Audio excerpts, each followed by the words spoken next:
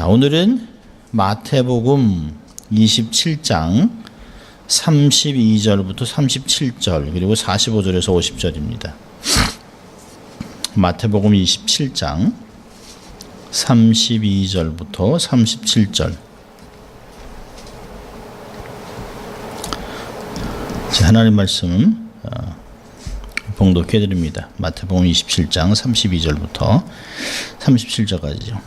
나가다가 시몬이란 구레네 사람을 만나매 그를 억지로 같이 가게 하여 예수의 십자가를 지었더라. 골고다 즉 해골의 곳이라는 곳에 이르러 쓸개 탄 포도주를 예수께 주어 마시게 하려 하였더니 예수께서 맛보시고 마시고자 아니하시더라.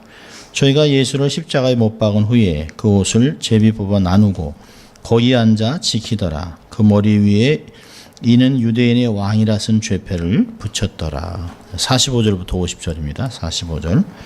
제6시로부터 온 땅에 어둠이 임하여 제9시까지 계속하더니 제9시쯤에 예수께서 크게 소리질러 가라사대 엘리 엘리 라마 사박다마 하시니 이는 곧 나의 하나님 어찌하여 나를 버리셨나이까 하는 뜻이라.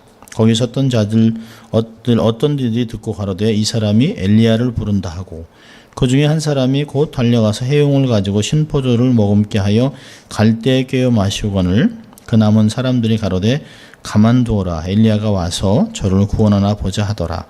예수께서 다시 크게 소리 지시고 영혼이 떠나시다. 아멘. 하나님 말씀이었습니다. 오늘은 사도신경 강의 6번째입니다. 십자가에 죽으시고 십자가의 죽음입니다. 우리 또 한번 사도신경을 천천히 우리 한번 같이 천천히 의미를 생각하면서 우리 한번 같이 읽었으면 좋겠습니다. 사도신경 같이 읽습니다. 전능하사 천지를 만드신 하나님 아버지를 내가 믿사오며 그 외아들 우리 주 예수 그리스도를 믿사오니 이는 성령으로 잉태하사 동정녀 마리아에게 나시고 본디오 빌라도에게 고난을 받으사 십자가에 못 박혀 죽으시고 장사한 지 사흘 만에 죽은 자 가운데서 다시 살아나시며 하늘에 오르사 전능하신 하나님 우편에 앉아 계시다가 저리로서 산자와 죽은 자를 심판하러 오시리라. 성령을 믿사오며 거룩한 공회와 성도가 서로 교통하는 것과 죄를 사하여 주시는 것과 몸이 다시 사는 것과 영원히 사는 것을 믿사옵나이다. 아멘. 우리 참 셀 수 없이 많은 시간을 우리가 사도신경을 외워왔습니다. 근데 천천히 또 의미를 생각하면서 읽으면 또 그 안에 아주 깊은 의미들이 많이 있는 것들을 발견합니다. 오늘은 십자가에 못 박혀 죽으시고 그 섹션을 우리가 보려고 합니다. 어떤 사람이 이제 여행 중에 독일의 작은 마을에 극장에서 연극을 한다고 그래서 그 연극을 이제 보러 갔습니다. 독일어는 모르지만 그 연극 내용을 보니까 기독교 내용이겠다라고 생각을 하고 들어갔는데요. 예수 그리스도의 십자가를 주제로 한 것이었답니다.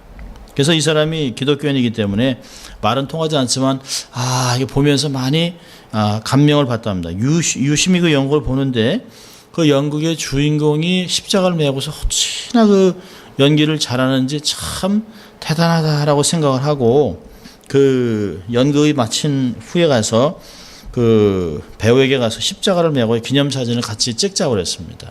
근데 그 사람이 무거울 텐데요. 그래서 이제 통역을 통해서니까 그렇게 연극까지 하셨는데요. 그래서 자기가 딱 그 십자가를 이게 잠깐 듣는 사이에 십자가가 연극용의 가벼운 모형이 아니라 실제로 엄청나게 무거운 십자가였답니다. 그래서 통역을 세워서 연극인데 그냥 가벼운 걸로 하면 되지 않겠느냐 그랬더니 왜 이렇게 무거운 십자가를 제작했냐고 물었더니 그 제작자와 그 담당자가 이렇게 얘기하더랍니다. 예수님이 지신 십자가의 무게, 그 고통을 그대로 한번 느껴보고 싶어서 그걸 가지고 했다고 해서 참 깊은 감명을 받았다라고 얘기를 합니다. 많은 사람이 영성도 해요. 이게 기독교 영성, 불교 영성, 이슬람 영성, 힌두 영성, 무속 종교 영성이 참 많은데요. 다른 종교들하고 기독교 다른 게 뭘까? 그러면 딱 한 가지, 십자가. 십자가가 다른 종교들하고 확연하게 다르게 나타나는 것이죠. 우리가 그리스도인이라고 한다면 십자가 의미를 새기고 예수님께서 말씀하신 대로 누구든지 자기를 부인하고 나를 따라오려면 자기를 부인하고 자기의 십자가를 지고 나를 매일 따를 것이라 한 제자도에서 우리가 볼 수 있습니다. 그러니까 십자가는 굉장히 중요한 것이에요. 그러니까 그리스도인들에게 있어서 주님의 지신 십자가의 고난의 길은 피할 수 없는 길입니다. 당연히 가야 되는 길이에요. 나를 따르라 그러셨습니다. 그러니까 십자가를 지지 않고 신앙생활을 할 수 있는 길은 없습니다. 누구든지 나를 따르려거든. 주님이 하신 말이 너무 정확해요. 아무든지 나를 따르거든 자기를 먼저 부인하고 그리고 나 이런 거 부인하고 아니고 자기의 십자가를 져야 된다. 그러니까 십자가 길로 가는 사람이 바로 기독교인입니다. 근데 우리가 십자가 그러면 어느 때부터인가 십자가가 이렇게 뭐 그냥 여인들의 목걸이, 요즘 뭐 여인들만 하나요? 옛날엔 지금은 막 그냥 이만한 큰 막 그냥 십자가를 만들어 가지고 그냥 뭐 장식용으로 달고 다니기도 하고 또 귀걸이도 하고 그렇게 막 사용합니다. 목에도 걸고 다니고. 한국이나 아시아는 그 주로 뭐 월남이나 중국이나 뭐 이렇게 이런 나라도 보면 십자가는 항상 빨개요. 예수님의 피 때문에 그런지 더군다나 이제 밤에 보면 빨간 불이 들어옵니다. 그래서 한국에 방문할 때 보면 비행기에서 싹 내릴 때 보면 그 참 뭉클합니다. 막 십자가가 그냥 막 이렇게 있습니다. 점점 많이 줄어든다고 합니다만은 그래도 밤을 밝히는 게 십자가 굉장히 의미가 있다고 저는 생각해요. 우리가 뭐 예배당에도 걸어두잖아요. 여기도 있잖아요. 그렇죠? 여기 예배당에도 있습니다. 그러니까 십자가는 참 중요합니다. 그러니까 교회마다 십자가다, 기독교다 이런 걸 밝혀주는 건데 사실은 십자가는 가장 수치스럽고 가장 끔찍한 사형 도구였죠.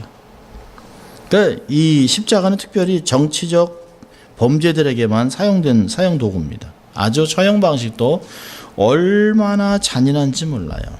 이게 유대만 사용된 것이 아닙니다. 애굽, 뭐 피니시아, 그다음에 아수르, 뭐 그다음에 뭐 중동, 로마, 인도에까지 다 쓰였습니다. 그러니까 아주 극형을 할 때 정부에 반란을 하거나 그 반역자들 이런 사람들 극형을 할 때 아주 수치를 줄 때 많은 사람들 앞에서 이 사람이 얼마나 나쁜 사람인가를 정죄하기 위해서 십자가에 못을 박았습니다. 근데 사실 이스라엘에는 사형 언도를 내리는 게 굉장히 방법이 많습니다. 십자가만 있는 게 아니에요. 이스라엘에도 죄인에 대한 처형 방법이 여러 가지 있는데요. 출애굽기 21장을 보면 칼로 목을 베는 방법입니다. 또 민수기 25장 같은 목매달아 죽이는 것. 레위기 10장을 보면 불태워 죽이는 방법. 이게 제가 공부하면서 보니까 그게 어렴풋이 알았더니 이게 이스라엘에도 사람을 죽이는 방법이 여러 가지 있구나 하는 걸 제가 봤어요. 근데 그 중에 가장 보편적인 게 종교적으로 돌로 쳐 죽이는 겁니다.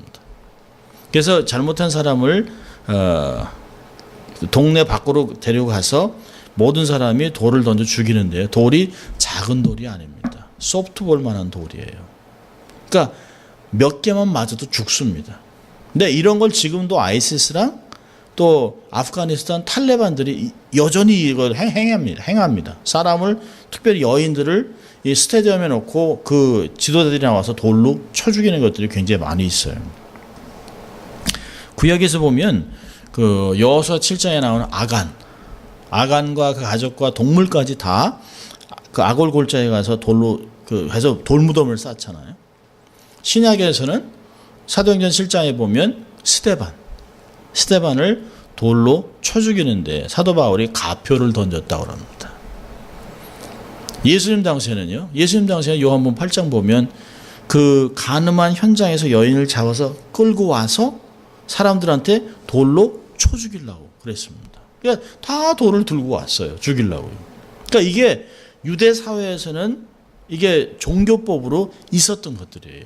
얼마든지 자기들이 종교법으로 사람을 돌로 쳐 죽일 수도 있었습니다. 예를 든다면 종교법으로 대제사장이나 그 서기관이나 율법사들이 예수님을 돌로 쳐 죽일 수도 있었어요. 근데 돌로만 쳐 죽여서는 종교법 외에는 정치범은 그렇게 할 수 없습니다. 정치범을 만들어야만 예수님을 죽이고 예수님의 문화를 완전히 없앨 수 있습니다. 인류 역사상 가장 잔인한 사형제도가 바로 십자가입니다. 그러니까 죄수가 십자가에 달리는 순간부터 목숨이 끊어지는 때까지 그 고통은 말할 수도 없습니다. 많은 사람들이 우리 어릴 때 보면 예수님을 십자가에 여기 박았다고 생각을 하잖아요. 아닙니다. 여길 박았습니다. 여기에 못을 박으면 이게 살이 찢어져요. 그러니까 이 뼈가 하도록 여기에 30cm에서 35cm 되는 녹슨 못을 여기다 박습니다. 그래서 이렇게 해서 몸이 쭉 늘어지게 돼요. 그래서 숨이 헐떡이게 만듭니다.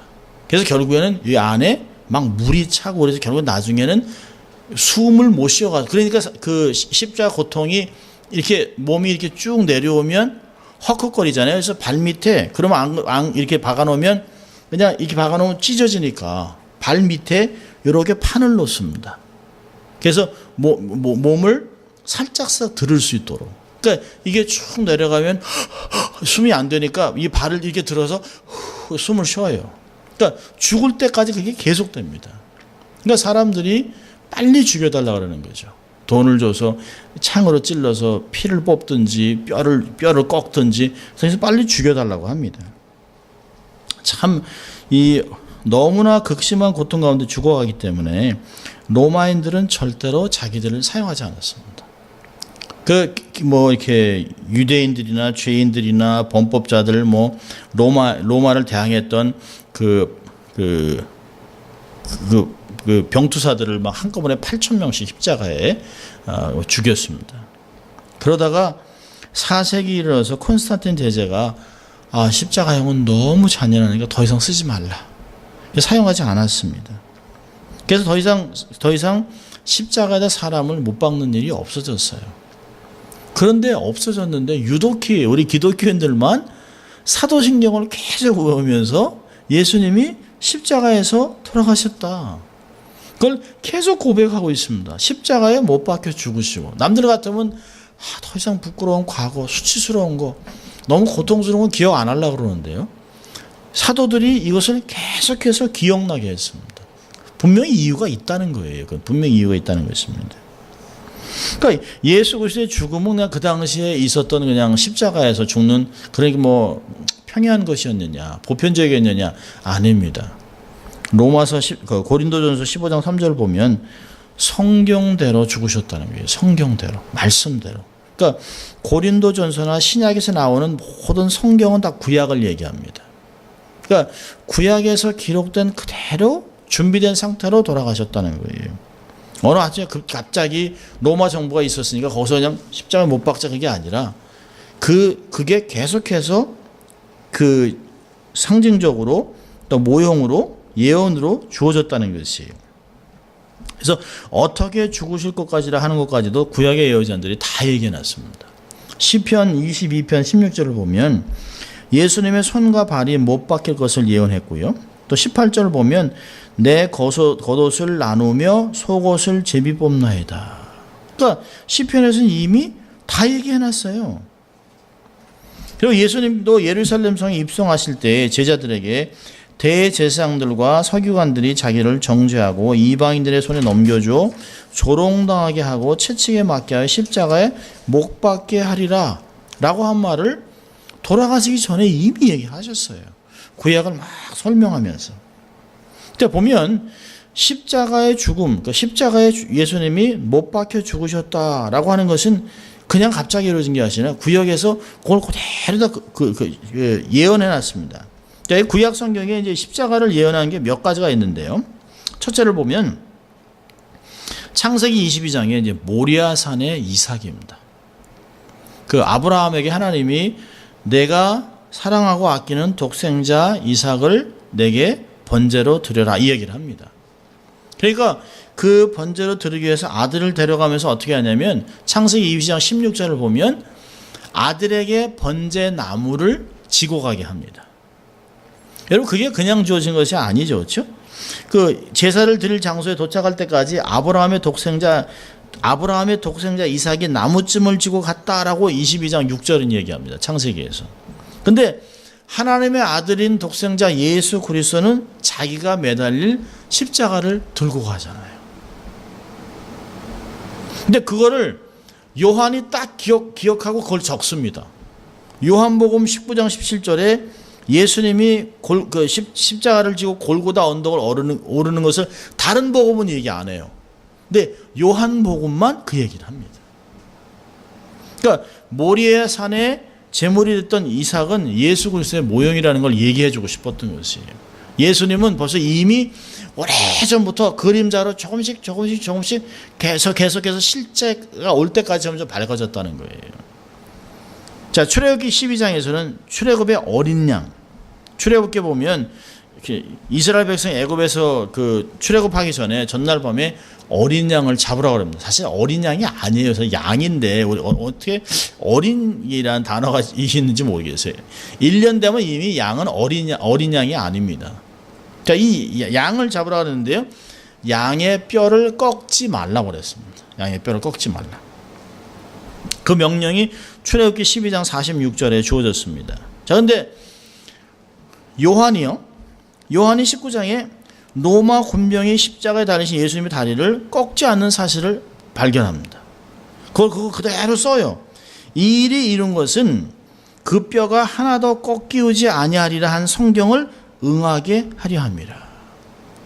그 요한복음 19장 31절부터 쭉 보면 사람들이 안식일 전에 시체를 나무에 달아놓으면 안 되겠다. 그래서 빨리 내려라 그래가지고 옆에 있는 강도의 다리를 이만한 망치로 빡 깨가지고 다리를 부러뜨립니다. 그러면 부러뜨리면 더 이상 견딜 수 없는 몸이 확 내려 주저앉으면서 숨이 탁 막히고 죽어요. 그래서 그 강도를 그렇게 죽인 후에 예수님한테도 왔는데 이미 죽었어요. 그래가지고 옆을 푹 찔렀는데 피하고 다 쏟고 나서 이미 죽었기 때문에 벼를 분지르지 않았다는 거예요. 그러니까 요한은 역시 신학자입니다. 요한이 그걸 보면서 모리아산의 이삭을 독생자를 기억하고 또 십자가에 있는 어린 양, 요한복음에서 자기가 기록할 때 했잖아요. 요한이 예수님을 딱 보고 세상 죄를 지고 가는 어린 양이로다. 요한복음 1장 29절의 말씀을 기억하면서 다 기록해 나가는 것이에요. 그러니까 예수님의 죽음은 이전에 이미 예언된 것들 하나씩 얘기하고 있습니다. 또 민수기를 보면 21장에 보면 광야에 들린 노뱀이 나옵니다. 노뱀. 예수님의 죽으심에 대한 모형이 노뱀 사건에서 발견돼요. 가나안 땅으로 가는 도중에 불보이 나타나서 이스라엘 백성들을 막 물어 죽습니다. 그러니까 백성들이 잘못했다고 이제 기도해달라고 그러니까 하나님이 노뱀을 만들어서 그들을 쳐다보게 해라. 근데 그냥 보기만 하면 사는 거죠. 보기만 하면. 본 사람은 다 살았습니다. 노뱀을 쳐다보는 사람마다 다 죽지 않고 살았어요. 근데 예수님께서 자신의 죽음에 대해서 말하면서 이 사건을 요한복음 3장 14절에 얘기합니다. 모세가 광야에서 노뱀을 든 것 같이 인자도 들려야 하리니. 그러니까 예수 그리스도의 죽음에 대한 언급은 너무 확실한 것이에요. 너무 확실한 것입니다. 신명기 21장 23절에 보면 나무에 달린 모든 사람은 저주받은 사람이라. 예수님이 십자가에 달린 것을 보고 유대인들이 무슨 메시아가 하나님의 저주를 받아 죽나? 이렇게 생각한 것이죠. 더군다나 로마인들 볼 때 저거 로마 정부를 반대한 유대인의 왕이라 그러더니 진짜 죽어 마땅하네. 그러니까 유대인들에게도 저주받은 대상이 되고 또 로마인들에게는 정치범이 돼서 완전히 세상에서는 더 이상 기억하지 않을 사람으로 딱 끝나게 만드는 것이에요. 근데 이것이 다 하나님이 사람들의 손을 들어 이렇게 하셨다는 것이에요. 그러니까 유대인들이 볼 때는 예수 그리스도가 메시아가 될 수가 없죠. 이 나무에 달린 자는 저주받는데 어떻게 저주를 받은 자가 우리의 메시아가 될 것인가?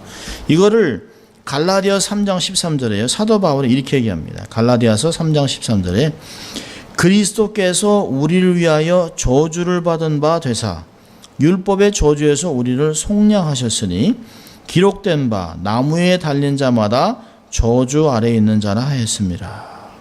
예수님이 우리 대신 그 저주의 값을 치르고 저주가 되신 것이라는 거예요. 그런 걸 보면 예수님의 죽음은 그냥 우연히 된 것도 아니고 예수님의 죽음은 성경대로. 그러니까 갈라디아 4장 4절에서 때가 참에 하나님이 사람의 여인의 몸을 통해 예수의 메시아가 오셨어요.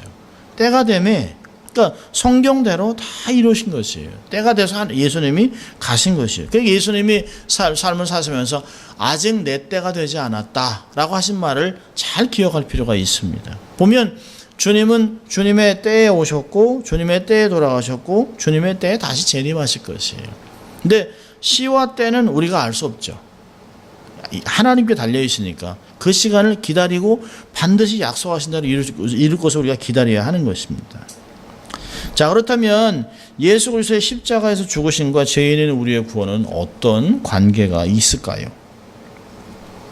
로마서 6장 23절을 보면 죄의 삭은 사망이라 그랬습니다. 이 보면 사람이 죄를 지으면 반드시 죽어야 된다 그런 뜻이죠. 근데 사실은 사람이 죄를 지으면 반드시 죽는다 하는 것은 모세법 율법에서 비롯된 것이 아닙니다. 사실 훨씬 전의 것이에요. 이 창세기 하나님께서 말씀하셨잖아요. 너희들이 모든 실과는 다 먹어도 되지만 가운데 있는 것은 선과 악을 구별하는 그 나무는 먹지 말아라. 선악과를 과일을 따먹지 말아라. 이게 사실은 뭐 어린아이들 때 이게 사과인지 복숭아인지 이런 얘기 많이 합니다. 근데 그게 중요한 게 아니라 무슨 과일을 먹었냐가 중요한 게 아니라 율법을 어겼다는 거죠. 하나님 말씀 어긴 데 있는 것입니다.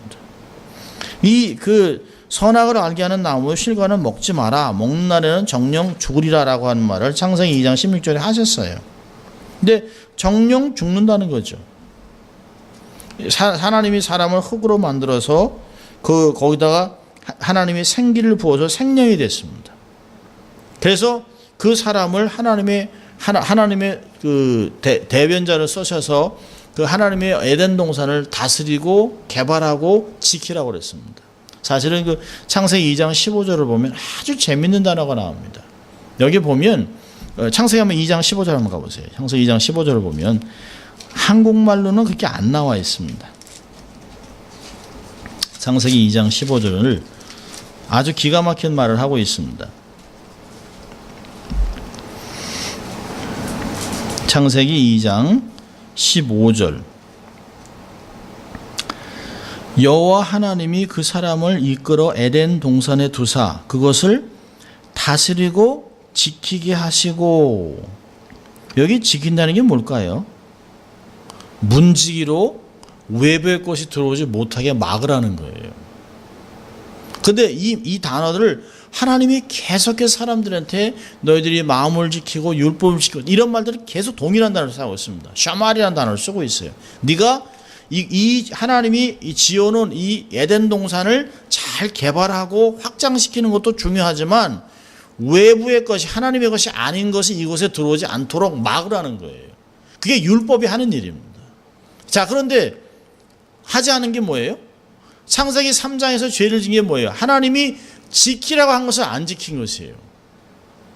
외부의 영역에 하나님의 말씀이 아닌 것이 마음에 들어오지 않도록 에덴 동산에 영향을 끼치지 않도록 지켜라, 내 마음을 지켜라 라고 했는데 못 지킨 거예요.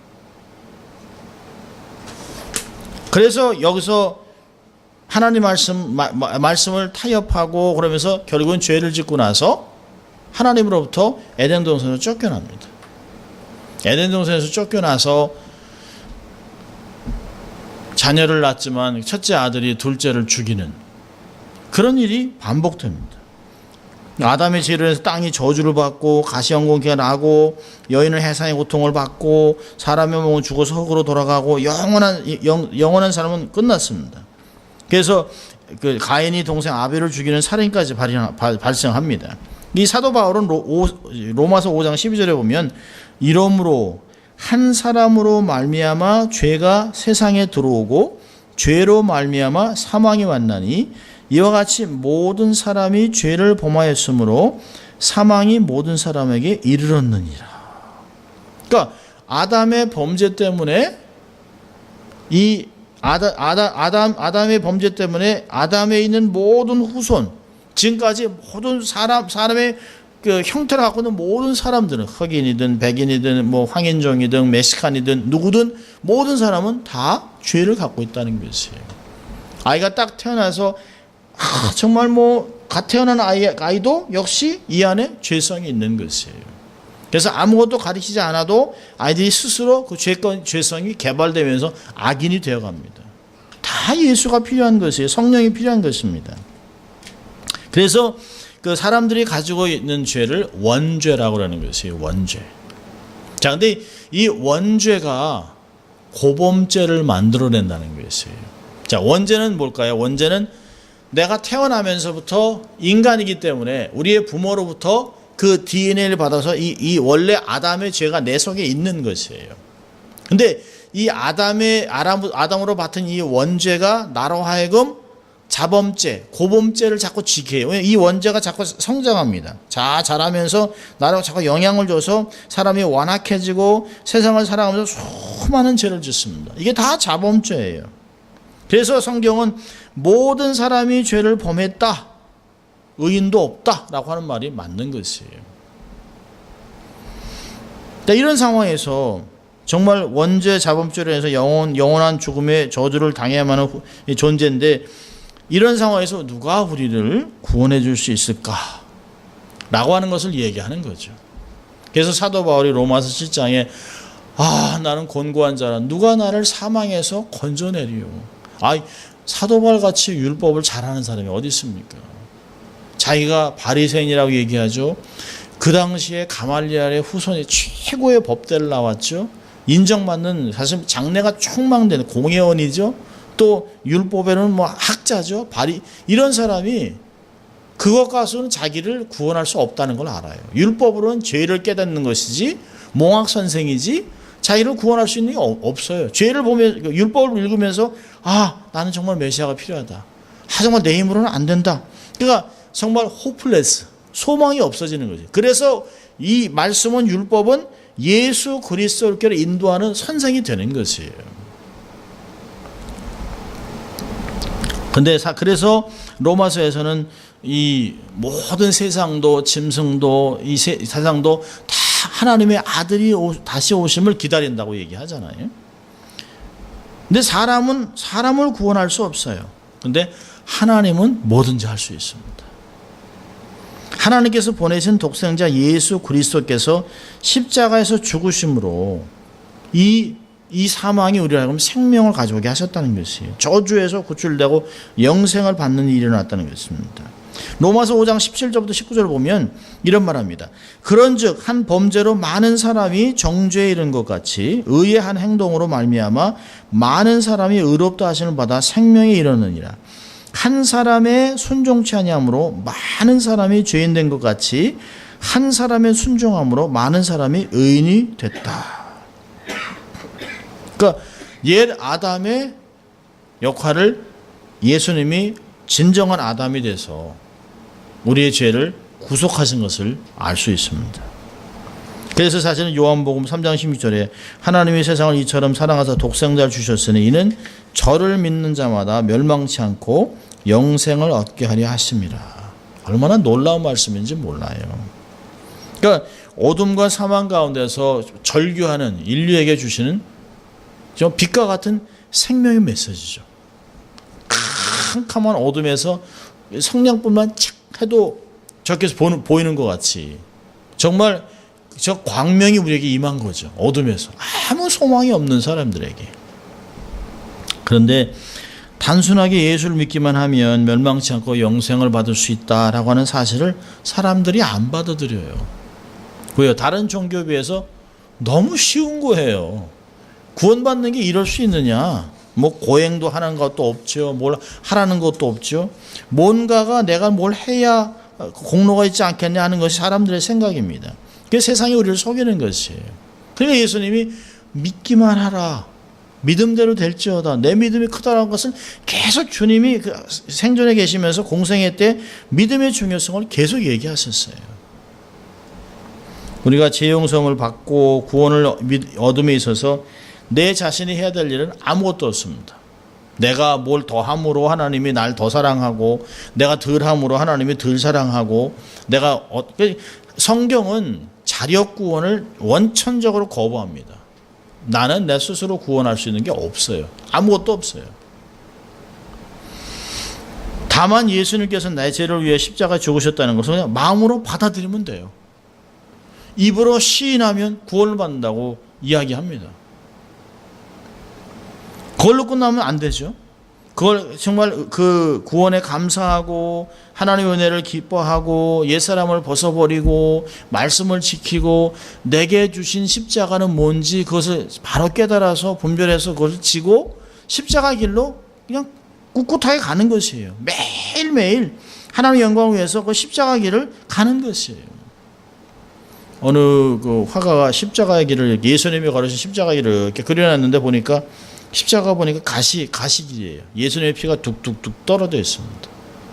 그래서 너무 죄송하고 힘들어서 눈을 이렇게 씻고서 이렇게 다시 봤더니 예수님의 이렇게 걸어가신 그 발자국이 가시밭길이긴 하지만 그 어느 한순간부터 그게 예수님의 사랑의 피가 이렇게 뚝뚝 떨어져 있는 아주 따뜻한 걸로 보이더라는 것이에요.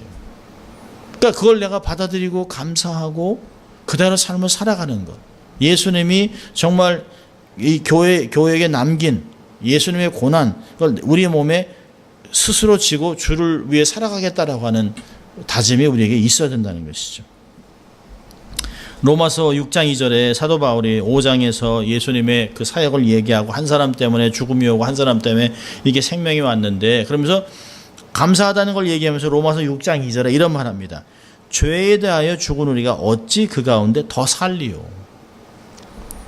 죄에 우리가 죽었는데 어떻게 계속 우리가 또 십자가에 또 예수님을 달게 하겠냐는 것이죠. 예수님께서 나의 죄를 대신해서 죽으신 것을 딱 믿으면 그 순간부터 죄악된 나 자신의 옛 모습도 십자가와 함께 죽은 것이에요. 그래서 사도 바울이 나의 정과 육을 십자가에 못 박았다 얘기하잖아요. 갈라디아서 2장 20절에서는 내 자신을 십자가에 못 박아 이제 내가 사는 게 아니고 나를 사랑해서 자기 몸을 버리신 하나님의 아들을 믿는 믿음 안에 산다고 얘기하잖아요.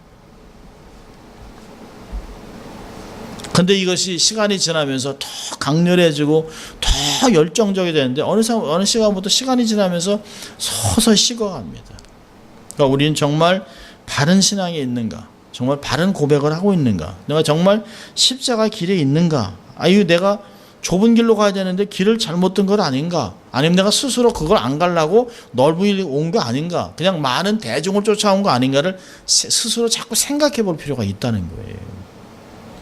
목회자들도 마찬가지죠. 십자가 길이 아니라 융단을 깔아놓은 그 길을 가고 싶은 예수님의 길이 아닌 고난의 길이 아닌 왕관 쓰고 그냥 십자가는 없이 영광의 길만 걸으려고 하는 것이 아닌가 하는 스스로 우리도 생각을 해봐야 합니다. 예수님이 누가복음 14장 27절에 자기 십자가를 지고 나를 따르지 않는 자도 능히 내 제자가 되지 못하리라. 이건 그냥 정해진 것이에요. 십자가 안 져? 그럼 나하고는 아무 상관이 없어 라고 얘기하시는 것이에요. 우리가 오늘 본 사도신경에서 십자가에 못 박고 죽으시고 라고 고백하는 것은 우리도 예수님의 십자가를 지고 걷겠습니다 라고 하는 것 아니겠습니까? 그 믿음으로 나도 주님의 그 십자가 길을 그대로 걷겠습니다 라고 고백하는 것이죠. 우리의 그 십자가도 나의 십자가입니다. 결코 우리의 믿음은 십자가와 분리될 수 있는 것이 아니에요. 내가 예수를 믿는다면 주님의 십자가를 체험하고 예수님의 죽으심을 기억하고 그 죽음에 동참하겠다라고 하는 것 아니겠습니까?